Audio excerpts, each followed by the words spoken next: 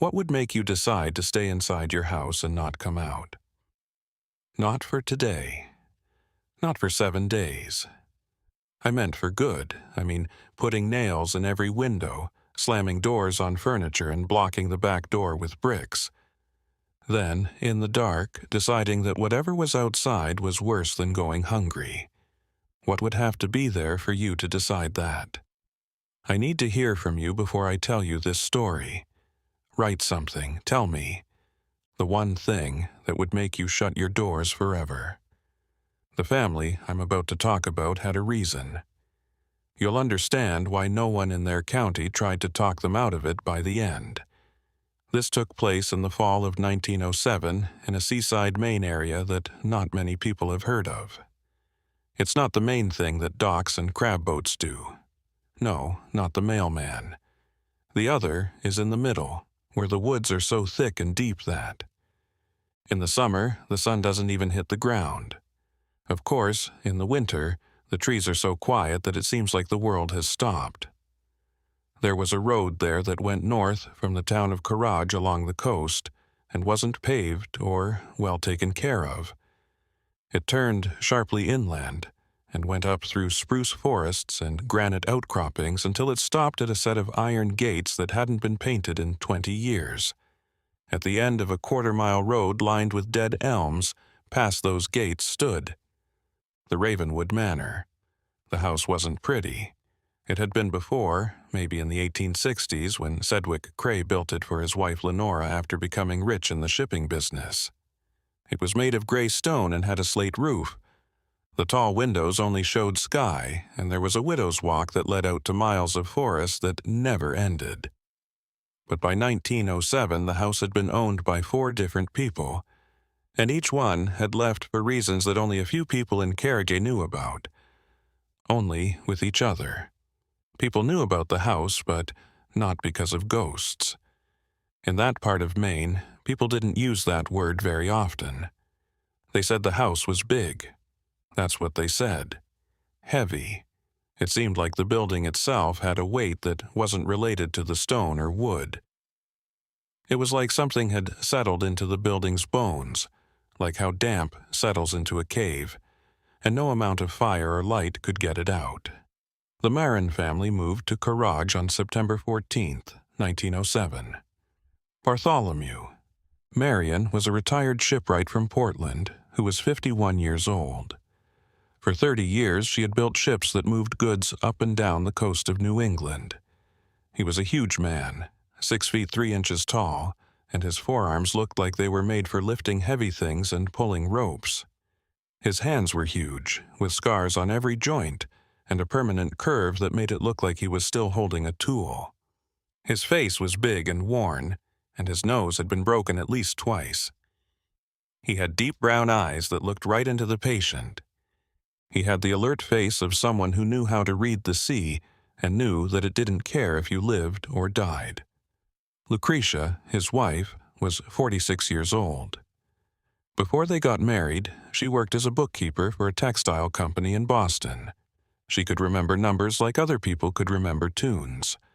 Her dark hair was pulled back against her head, and she was tall for a woman of that time, nearly 5 feet 9 inches. Her eyes were the color of slate, and they saw everything. She didn't say much, but when she did, it was sharp. When she spoke, the words hit like surveyor's stakes. Bartholomew's older brother Seddon, who was 58 and had never been married, came with them. Seddon was very different from his brother in almost every way.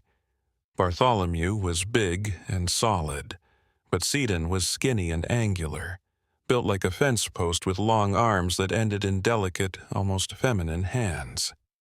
He had been a watchmaker for most of his life, and his fingers moved with such accuracy that it was unsettling.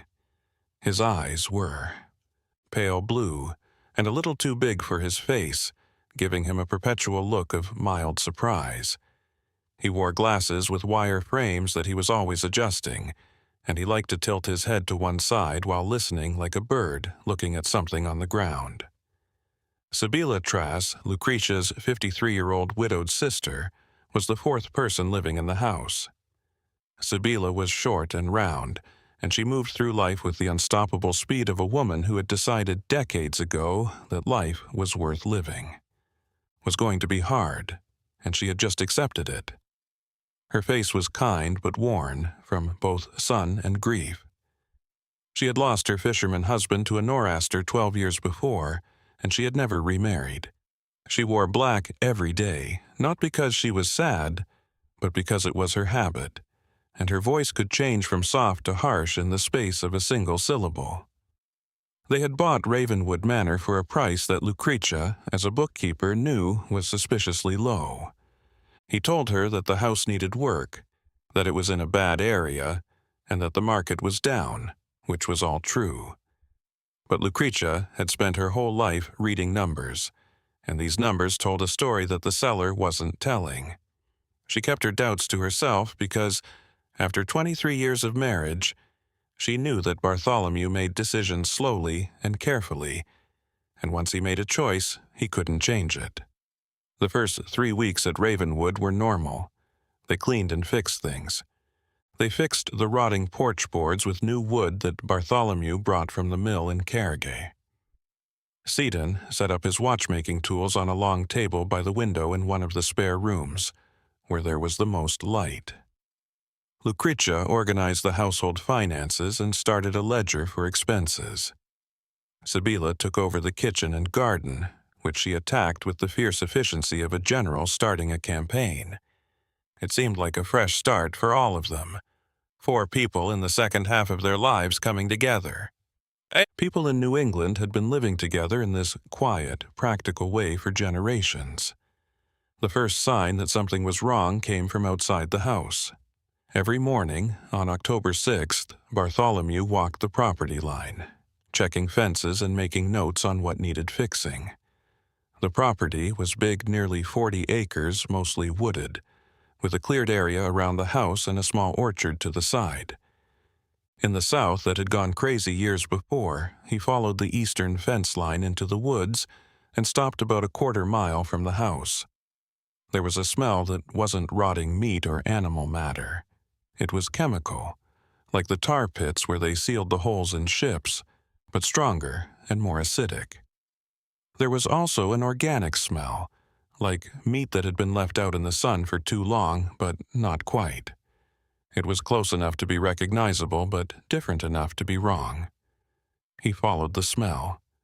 It led him deeper. He went into the spruce forest, past the fence line and into a part of the property he hadn't seen before. The trees were closer together, and the canopy was so thick that the ground was covered in brown needles and almost no underbrush grew. The light was dim and green, coming through layers of branches that interlocked like fingers above him. He found the source of the smell at the base of a granite outcropping. There was a depression in the ground that was about 8 feet across and nearly circular. The soil inside the depression was black, not white.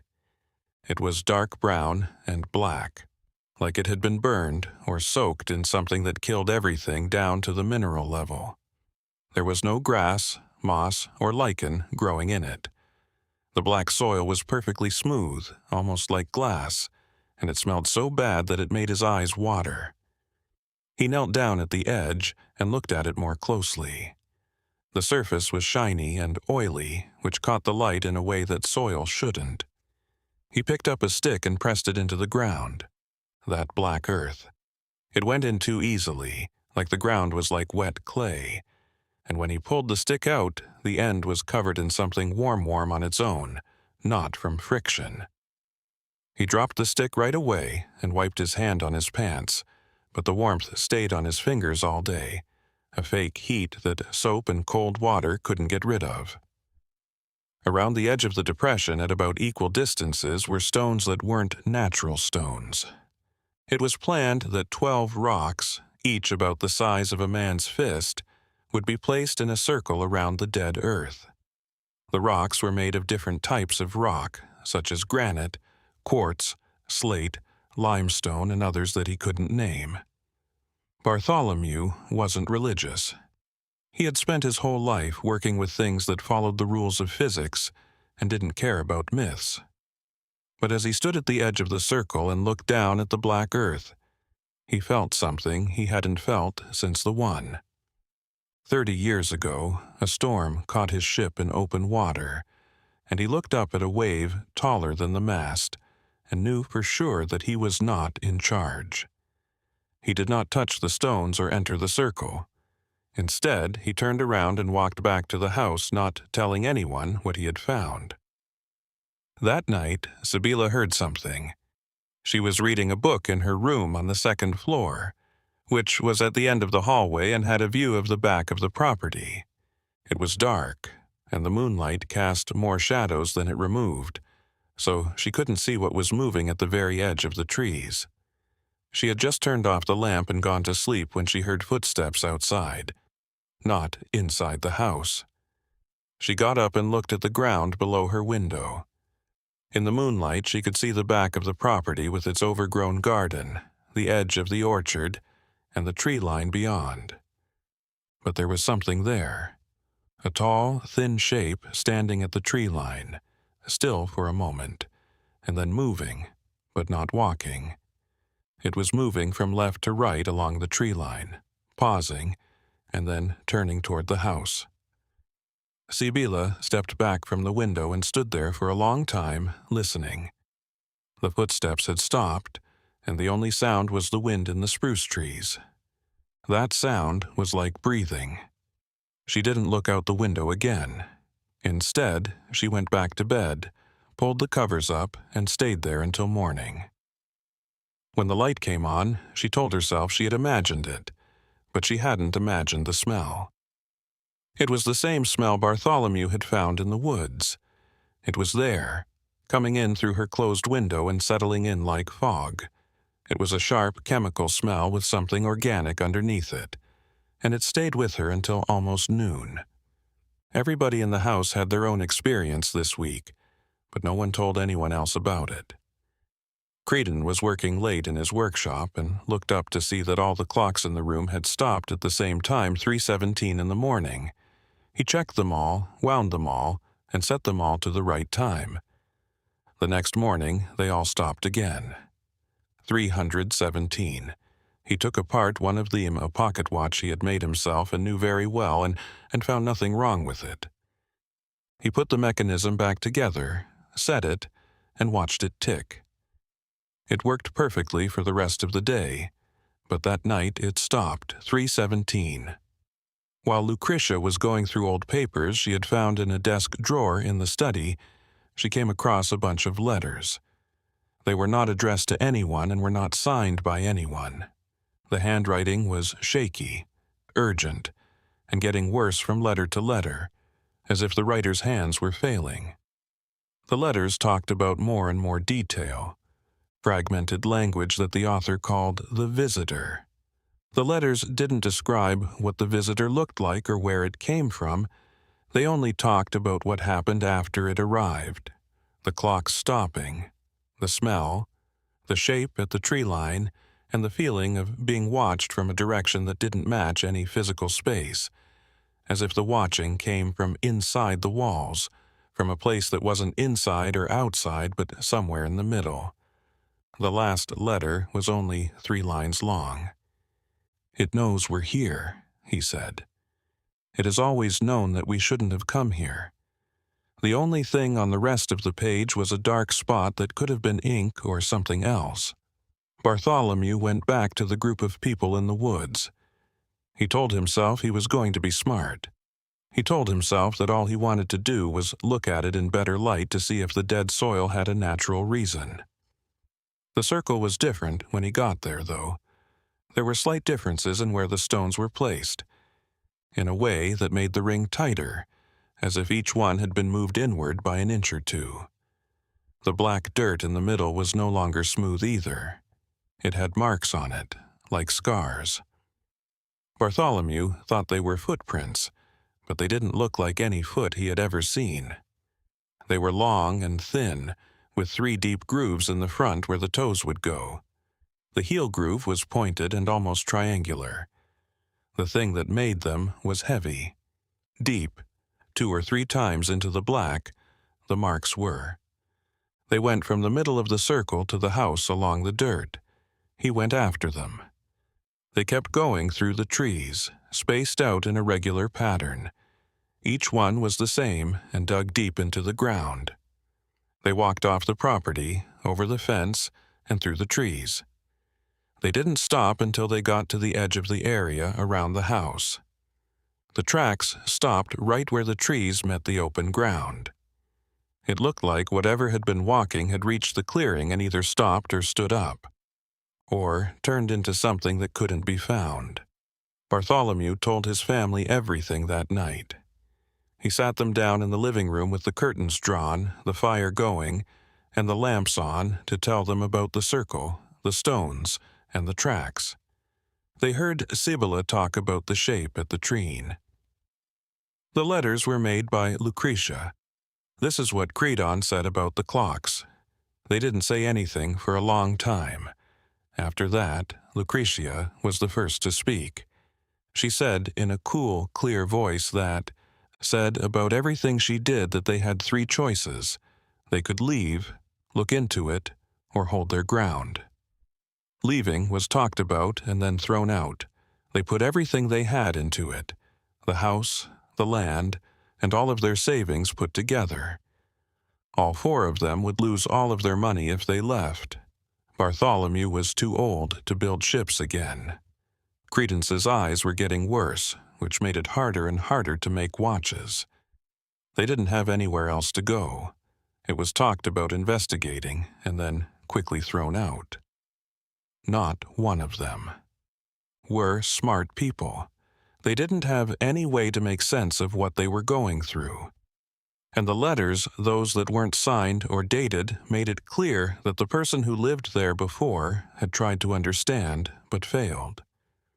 That left to defend. Now is the time for you to learn something about these people. They weren't stupid. Not one of them was careless. They were 4 honest, seasoned adults who had lived their whole lives dealing with the real world. Wood, numbers, clocks, and the weather. They didn't believe in ghosts or other magical things, but they did believe in facts. They knew something was coming toward the house because of the tracks, the clocks, the shape in the dark, the smell, and the letters. It had been doing this for a long time, and every family that had lived there before them had been forced to leave by it. The Marians made up their minds that they would not leave. This story was brought to you by fear, since we're already deep into this. Behind you. Click the subscribe button if you're still with me. You have no idea how much it means to me. If you hear this on another station, they stole it from us without our permission. Report it and come get the real one. We value each and every one of you. There was either no one braver or no one more foolish in that county than the Marians. Now, let me tell you what they did next. The Marin family made Ravenwood Manor safer over the course of 2 weeks in late October. I want you to know how big of a deal what they did was. This wasn't a family cutting down a few trees and hope for the best. This defense was carefully planned and built by people who knew a lot about materials and structure that most people will never understand. Bartholomew used his 30 years of experience making ships to plank every door and window to make them stronger. Linseed oil and turpentine were used to treat the wood, the same mix that is used to keep salt water out of ship bodies. It was thought that if it could keep the Atlantic Ocean out, anything that was in those woods couldn't get in. He changed the locks on all of the outside doors to heavy marine hardware that is made to stay in place during a storm. Seddon made a contribution in his own way. He used watchmaker's wires that were so thin they were almost transparent to set up a system of bells and tripwires around the outside of the house. A set of tiny silver bells along the porch rails would ring whenever something came within 30 feet of the house. It was tricky and careful work, and he worked on it for 3 days, checking and adjusting the components until the system was as accurate as any watch he had ever made. Lucretia made a list of all their goods. She worked out how long they could live on their own if they didn't leave the house. With everything in the cupboard and the root cellar full, she thought they would be good for 4 months of winter. After that, they would have to go back to town to get more supplies. She filled in all the cracks and holes she could find. It looked like she put rags around the window frames. The holes under the doors were filled with wool strips, and when not in use, a heavy iron grate was placed over the fireplace. Everyone knew she was blocking the smell, even though she said she was blocking the wind. Ravenwood Manor was locked up by November 1st. After that, they held on. The first week was very, very quiet. There were no movements, sounds, or shapes at the tree line. The smell went away. The clocks worked fine. It looked like whatever had been coming toward the house had turned around and gone back into the bush. Looking at. Bartholomew didn't believe what he was hearing. He had been at sea for too long. He knew how it felt to be calm before a storm. In fact, this was just that, a gathering, a measure. Something outside the house was looking at their defenses with the same care and attention to detail that Sidon used to look at a watch mechanism. The bells tolled on November 9th. It was 2 in the morning. It was a faint sound. On the east side of the house, there was 1 bell, and then 2 more rang quickly after it. Then, after a short pause, there was another bell further along, as if something were trying the wire and making its way around the outside. They were all awake in a matter of minutes. They got together in the parlor, which they had set aside as the main room because it had the strongest door and the fewest windows. Bartholomew had a light. Sidon had a club made of fire. Lucretia held on to the family ledger like it was a weapon, but it wasn't clear what she planned to do with it. Sibylla had a cast-iron pan and a phrase that made it sound like she was ready to use it. The bells kept ringing for about 20 minutes. From east to north to west to south and back again, they made a path around the whole house. It moved slowly and methodically, like something out there was making a map of the defenses, learning the pattern, and writing down where the wires were tightest and where they were loosest. After the bells stopped, something else started. They had never heard that sound before. A low, steady tone came from outside the house at the same time from all directions. It was kind of like a hum and a rumble at the same time. As well as being heard, it was felt. There was pressure in the chest and a tightening behind the eyes. The sound seemed to skip the ears and go straight into the bones. The sound went on for about 5 minutes, and then it stopped. There was the quietest silence any of them had ever felt. Bartholomew checked the outside in the morning. Both tripwires were still in place. There were no breaks. The bells had. They went off, but whatever did it didn't break a single strand of Credence's watchmaker's wire. That is, either it was very careful or it wasn't physical in the way they thought of it. Marks were found on the house itself, on the eastern wall, about 7 feet high. It was scratched, but not very deeply. Surface marks that looked like they were made by something hard, but not pointy. There was no pattern to them. They didn't say anything. They were just marks, proof of touch, proof that something had stood in the dark next to their house wall and touched it. Bartholomew told how big the scratches were. They were always the same height, which suggests that whatever made them tall was tall. The distance between the marks showed that there were 3 points of touch, not 5 like a human hand would leave. Third, he didn't tell anyone else about the number. He just added more planking to the eastern wall and didn't say anything. The trend kept going through November. The bells would ring every few nights. It would sound like a low tone. Every morning, there were new marks on the walls. They were always the same height, had 3 points of contact, and were a little deeper each time. Have you ever thought that someone or something was trying to test your strength? Not a person or an animal, but something patient that had all the time in the world and was happy to press slowly and steadily night after night, looking for the weak spot or the crack. That's how Ravenwood Manor felt. Post your answer below. Think about how many times you've felt that way. I think a lot of people have, but aren't ready to accept it. The family had settled into a pattern by December that would have seemed crazy to anyone outside the house but made perfect sense to the 4 people who lived there. They slept in shifts, with 2 of them awake at all times to watch the bells and listen for the tone. They never ate in the kitchen because it had too many windows, so they ate together in the living room. They didn't go outside when it got dark. They didn't open, seeing. They didn't look at the line of trees. It looked like Credence's clocks were acting strangely again.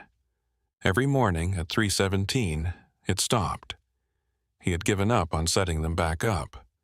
Instead, he started writing in a notebook every night about the exact time the bells rang, how long the sound lasted, and where and how deep the marks were in the morning. He paid the event the same close attention to detail that he did to horology. It became clear over the weeks what was going on. The time between visits was getting shorter. In October, the shape. Every 5 or 6 days, they showed up. Every 3 or 4 days in November. By December, it happened every other night, and each time the marks got deeper. Whatever was trying to get through Ravenwood Manor's walls was getting braver, stronger, or both. Everything changed on December 21st, which was the longest night of the year. At midnight, the bells started ringing and wouldn't stop, not the measured series of rings that happened the night before. Every bell rang at the same time, as if the whole boundary had been broken through at once. The sound was eerie and unsettling, and the tone was louder than ever. It was so strong that the windows rattled in their frames, and the planks that Bartholomew had nailed over them groaned under pressure that wasn't wind. Then they heard a sound they had never heard before, a voice that wasn't human.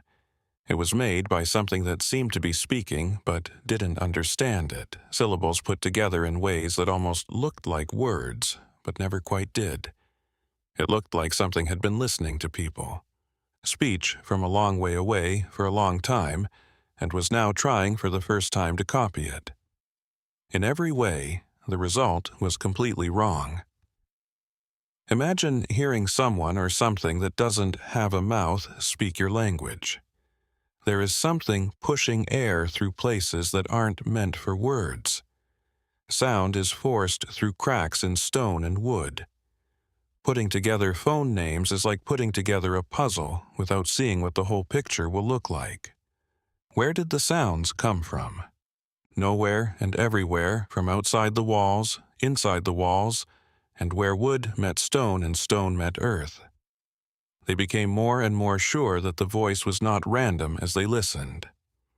Every time it did the same set of almost words, it changed a few things to make it sound like it was training and getting better at speaking with each repetition. What scared them the most was something that none of them said out loud but that they all knew. They thought the voice wasn't trying to talk to them. It tried to change into them. It was getting used to sounding like a person. She put her hands over her ears. She closed her eyes and leaned her back against the wall of the room. Credence sat still with his head turned to one side and listened as carefully as a man trying to figure out what was wrong with a machine. Bartholomew did the only thing he knew how to do while standing in the middle of the room. He replied. He spoke in a strong and clear way like a captain would. "A storm, this is our house, we are not leaving." The voice, the bell, and the tone all stopped. There was silence for exactly 4 minutes. Seaton timed it. Then, from the eastern wall, right where the scratches were the deepest, there was a single sound. A heavy, deliberate knock. Not asking for entry, but acknowledging a challenge. After that night, the visit stopped completely. For 3 weeks, nothing happened, no bells, no tone, no marks. The clock still stopped. Bartholomew checked the outside of the house every morning and found nothing, no tracks, scratches, or smell. It was as if whatever had been attacking the house had just stopped. Sidon didn't believe it. His journals showed a clear pattern of escalation, and the sudden cessation bothered him more than any continuation would have. In his experience, mechanisms that stopped suddenly did so either because they broke or because they had finished their job. In this case, there was nothing broken or finished. Lucretia agreed. She had been reading the letters again from the desk drawer and noticed something she hadn't seen before. The letters didn't say that the visitor was leaving. They said that the visitor arrived, tested, and escalated, and then the letters just stopped. The writer didn't say what happened. The writer just stopped writing. Sibylla, on the other hand, noticed something that no one else had. The house was warmer, but not in a good way.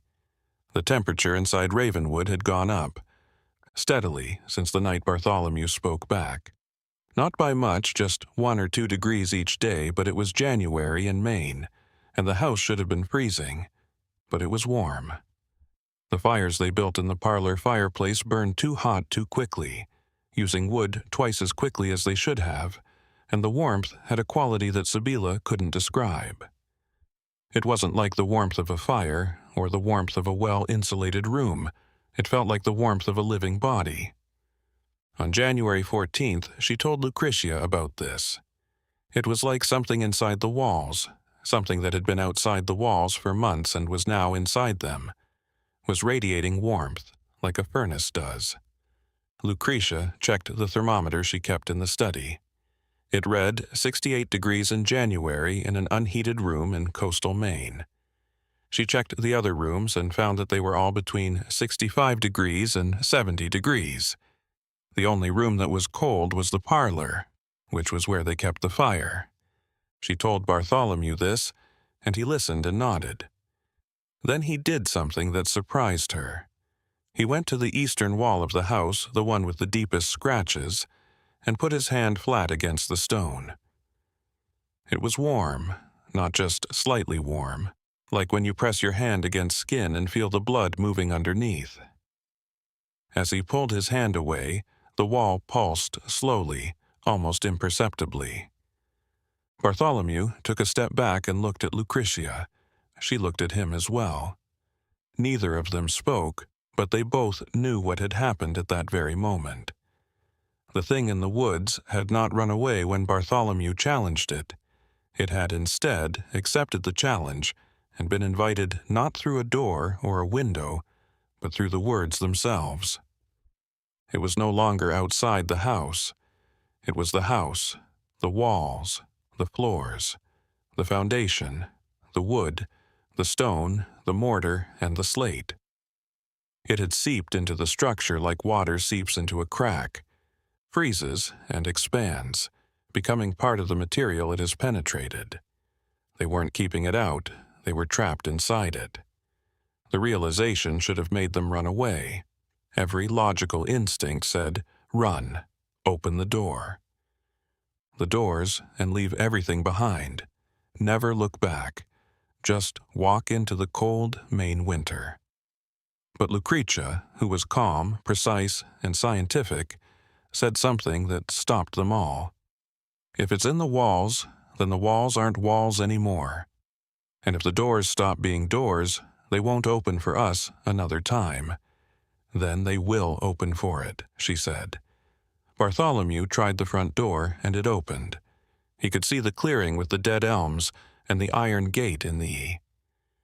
He could feel the cold air on his face, but when he tried to step through the threshold, his body wouldn't move. Not in the way that people freeze with fear, but in a different physical way. It was like the air in the doorway had solidified into something the body couldn't pass through. He pushed and threw his weight against it, but nothing happened. It was like pushing against a wall he could see through but couldn't move through. Sibyl tried the back entrance, but the same thing happened. When the door opened, Sidon could see the outside world, but he couldn't cross the threshold. He tried a window. He took down the planks, opened the sash, and felt the cold air rush in. He put his hand through the opening, but it stopped at the frame. He couldn't push it any further. The air beyond the frame was solid, and they were trapped in every way. The house was warm, and the walls pulsed, and somewhere deep in the structure, in the spaces between the stones and the grain of there was life in the wood, in the mortar that held everything together. It had been waiting in that forest for longer than anyone knew. It had pushed family after family out by coming up slowly and patiently, testing, then backing off, and testing again until it found a family that fought back, a family that spoke to it, and gave it what it needed. Recognition. Now I'm going to tell you what happened to the Marians. But I want you to understand that what I'm about to say is important. People who saw the house from afar over the next few months, because no one ever went inside Ravenwood Manor again, told the story. At first, the people of Carrigae noticed that the Marins stopped coming to town. At first, this wasn't strange because it was winter, the road was bad, and supplies had been laid in. But when Bartholomew hadn't shown up at the general store in over a month in February, people started to talk. Merriweather Stall, the postman, who was 39 years old and had been walking the rural routes around Cadaridge for 15 years. In mid-February, a man who had delivered mail in blizzards and thunderstorms and once walked his route with a broken ankle because the mail didn't stop for bones, tried to make a delivery. He walked up the drive, past the dead elms, whose bare branches interlocked above him like a cathedral ceiling, and stopped about 50 feet from the front door. He later said he couldn't explain why he stopped. He said his leg just wouldn't move closer. Fear wasn't really what he felt. It was something deeper. It was his body telling him in a language older than words that the 50 feet between him and the house weren't safe, that the air there was different, and that crossing those 50 feet would put him in a different reality that wasn't made for people like him. He said the house looked normal, smoke came from the chimney and light shone in the windows, but there was something off about it. There was something about the light that bothered him. It was too steady and even. Real lamp light flickered, but this light didn't. It was constant, as if the house itself was glowing from the inside. He left the mail in the box at the gate and walked back to town. In March, 44-year-old Constable Winslow Garvey rode out to Ravenwood to check on the family. He was known all over the county as a man who had nothing to fear. He had faced a black bear on the Kiddage Road with nothing but a walking stick. Reaching the porch, he saw that Bartholomew had left the boards over the windows in place, and that the iron hardware on the front door was locked from the inside. He also noticed, and this is written in his official report, that the house was giving off heat. He could feel it from the porch, even though it was March in Maine, and the temperature was only mild. The heat had no clear source and made no sense since the windows were sealed and the house was warm. It was very cold outside, and when he knocked, he heard Bartholomew's voice, which he was sure was his. It was deep and steady, and it said that the family was fine, that they didn't need anything, and that they would rather not open the door. When Garvey asked if everyone was safe, the voice said yes. When he asked if they needed a doctor, the voice said no. When he asked if they wanted him to tell anyone, the voice said, "Tell no one, we are here." Garvey left and filled out a report saying that the family was still alive and had turned down help. In the margins of the report, he wrote in pencil that the voice from inside the house had sounded correct, but not right. He couldn't explain what he meant by this. He just wrote, "Sounded like him, did not sound like him." Spring came. The snow melted. The roads got clear, and the Marians did not come out. People in Carrigae drove by the gates from time to time. The house stood. Smoke rose from the chimney. Light filled the room. There were open windows, but no one came or went from the property. The garden and orchard were not cared for, and the iron gate stayed shut.